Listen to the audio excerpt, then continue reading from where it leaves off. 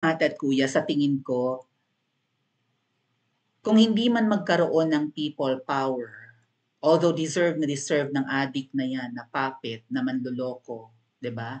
At pamilya ng mga mandarampong na maim na masipa sa posisyon at ma-people power katulad ng tatay niya. Eh dahil nga po sa pinamumugaran tayo ng mga ahas, no, may mga hudas at ahas sa kampo natin. Nagkukunwaring mga makasara, makatatay digong. Pero mga traidor ang mga yan. Isa sa mga sign, maka-Amy Marcos sila. Obserbahan nyo yung mga maka-ay ni Marcos. Right now, nagsasucceed po sila na magparami. Merong mga, hindi ko nilalahat ng maka-ay ni, pero majority sa mga yan, double agents. Okay? Meron na sila ngayong mga nauuto na iba pang mga Duterte supporters na maging maka-Aimee. Meron ng isa na anti-Aimee ito eh. Pero since nga nasa circles of friends nila, nakipag-meet kay Mangga. And then after ng meeting, anti-Aimee ito ha, anti-Mangga ito ha. Nakipag-meet personally kay Mangga, there was a meeting probably of multiple Duterte supporters. After that meeting, makamangga na ang taong ito. Mabuti na lang, lahat ng mga, I'm not sure if nililang lang ako ng isang personalidad na ito, na kaibigan ng mga hudas na yan, ng mga double agents. I'm not sure kung pinasasakay lang ako or what, pero galit na galit kay Mangga. Actually, magaling to sa research, nakalkal niya yung mga pinagagagawa ni Mangga na kalokohan, sinend sa akin. Pero as days go by, nung mga kampanyahan, nagpatawag siguro si Mangga ng meeting with the vloggers and whatnot, na-impluensyahan ito. And naging pro-Mangga na rin. Okay? Hindi ko alam kung nilamon siya ng sistema or maybe pinapasakay lang niya ako sa kanyang mga expose against Mangga before. But anyway, so much for that. Merong mga traidor sa grupo natin. Hindi lahat, pero karamihan sa kanila, karamihan sa mga double agents ay pro-Mangga. At ang mga pro-Mangga, syempre, kailangan nilang, ang kanilang tasks, no, ay huwag magka-EDSA. Syempre, Mangga will never let that happen, right? Na maulit ang history at mapahiya ulit ang, matinding kahihiyan yun, na EDSA sila noon, may EDSA ulit ngayon. Matinding dagok yun, right? Ibig sabihin, walang hiya ang pamilya nila, mga magna, right? Kaya na-EDSA ulit. Kumbaga, okay, noon nalinlang ng magulang nila ang mga tao, inedsa, nasipa.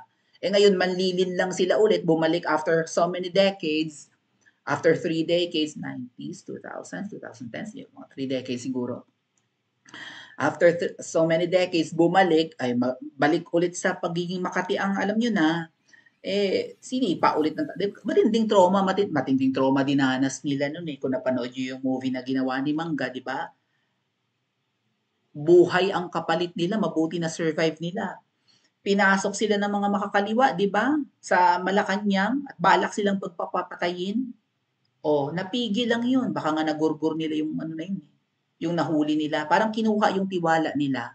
Like, taon ang binilang na tauhan nila or katulong nila sa Malacanang, pero yun pala ay kinuha lang yung tiwala nila for how many years, pero ang intention ay pagpapatayin sila. Na-survive nila yun, not sure kung natsugi rin yung taong yun. So, hindi, kumbaga, na-trauma sila ng malala dahil nga hindi na nila alam kung sino yung mapagkakatiwalaan nila. And ngayon, mukhang natutrauma ulit sila dahil katulad ng sinabi ni VP Sara, may inusap siyang tao na kung sakasakaling may mangyaring masama sa kanya, ay papapatayin yung tatlo. Ay di ba? Ay di napaparanoid rin kasama si Mangga, di ba? So again, yung trabaho ng mga double agents ay siraan ang mga gustong-gustong mag-EDSA, pigilin ang mga pagtitipon na katulad ng mga rally-rally natin, prayer rally, whatever rally, di ba? Pipigilin nila yan, diba? Hindi pa pwedeng magtipon-tipon, lumaki ang crowd, sumugod sa Kamangyang or sumugod sa EDSA, kailangan hanggang liwasan lang at kinagabihan mag-uwian na kayo, tapos na ang rally. Sa susunod na buwan na ulit, hanggang 2028. Kasi ang totoong labanan, sabi ng mga ahas na yan, ay sa 2028. Okay? So, hindi nagsasucceed ang mga gusto ng taong bayan, although na-perceive na ng marami na, or in-expect and in-anticipate na ng maraming Pinoy na magkaka-people power nung araw na binitbit si PRRD, hindi natin sukat akalain na mangyayari yun eh. Kaya mangga, hindi lang buong pamilya mo at hindi lang kapatid mo ang hindi namin mapapatawad, and luckily VP Sara will never forgive. Buong angkan nyo. Okay? Kadugo nyo, kamag-anak nyo sa marriage, ekis kayong lahat. Walang ititira, walang dapat bumalik. Swerte ka mangga, nakabalik ka ngayon. Pero iba-blind item ko na naman yan sa susunod nating live. May chika about dyan. About kay Mangga at kay Ahas. Mag-subscribe kayo sa Princess Maui too. Now, kung hindi man po magkaroon ng people power at masipa yung addict na yan na kapatid ni Mangga, meron pa rin po tayong nakikitang parang pag-asa na pwedeng magwakas ang mga ganid sa kapangyarihan, mga kababayan. And ito po yung article na yan. Mukhang hindi lang si Tamba ang masisipa at sana mangyari ito, kundi baka si Ngiwi rin masipa rin. Eto po.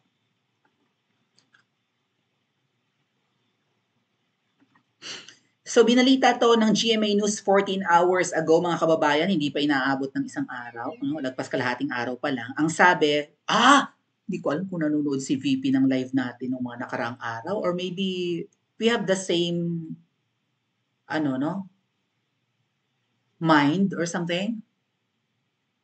Di ba binanggit ko to? Na nag-aagawan, na total bago na yung umupo, dapat hindi na si Tamba ang speaker. Right? Kung hindi man si Tobit Yamco, why not maging speaker si Pulong? Eto na, sinulat na ng GMA. Sabi, Vice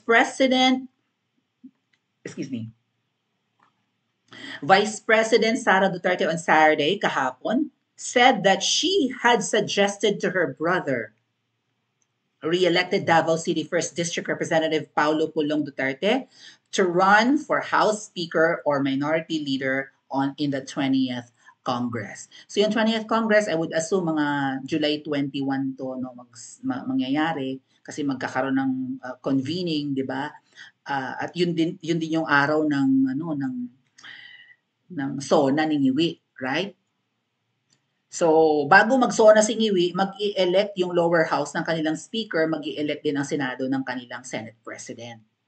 And then kung sino yung mananalo, uupo sa gilid ni Ngiwi habang siya ay nagsosona or State of the Nation Address. Ano kaya ang magiging ipagmamalaki ni Ngiwi na ano naman ang pambubudol kaya niya ng mga accomplishments niya?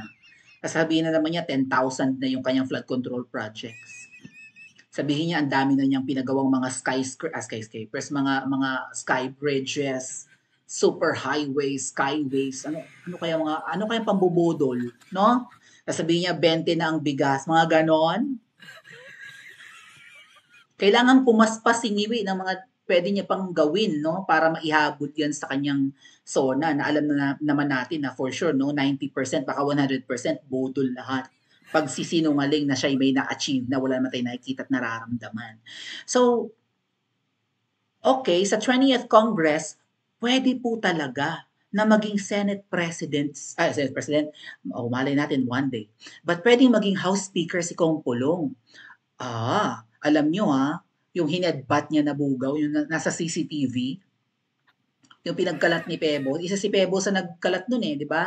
Yung nakunan ng CCTV si Kong Pulong na hinedbat niya, yung inakma pa nga niyang saksakin ng kutsilyo pero pabaliktad, yung pinakahawakan na ng kutsilyo yung ginanon niya. Di ba? Pinagkalat nila, yan, no? Parang ang tawag doon, bully or what, no? Tarantado, basag ulo, ganun, no? Pero parang ngayon, looking back, parang maangas na bugaw yung ginanon-ganon ni Kong Pulong. Buti sana kung pinagtripan lang niya, no, walang ginagawang masama yung tao, ginanon-ganon niya. Mukhang may ginawang hindi maganda. At umaasa pa nga yung kabilang parlor, no, mga Ensaymada at mga Marcos supporters na dahil sa nilabas nilang video na yun or CCTV footage, ay masisira ang candidacy ni Kong Pulong. O sabi nga ni Kong Pulong, nakita nyo na, di bahala na, kikiboboto nyo ako, binoto pa rin, tagala ka. So, kumbaga maangas na eh. Looking back, ganong klaseng public servant yata ang kailangan natin at hindi katulad ni Martin Romualdez na lampa, bulol, 'di ba? Bulol, lampa, tapos parang budoy, right? Parang immature, parang ano nga, pasintabi, parang autistic, right? Parang budoy nga, parang immature, 'di ba? And ganid sa kapangyarihan. Ngayon ang tanong mga kababayan, kung tatakbong speaker si Kong Pulong, kakayanin kaya niya ang impluwensya ni Tamba? When it comes to leadership, I think, hindi uubra si Tamba. Milya-milya ang layo ni Kong Pulong at ng mga Duterte, tama?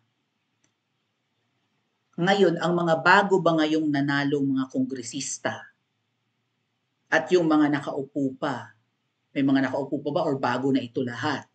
But maybe bago lahat kasi 'di ba parang 3 years term lang and then elect na ulit. Ito bang mga kongresista ng 20th Congress in July ay sisilawin pa rin ni Tamba ng pera at kaya bang silawin ng pera?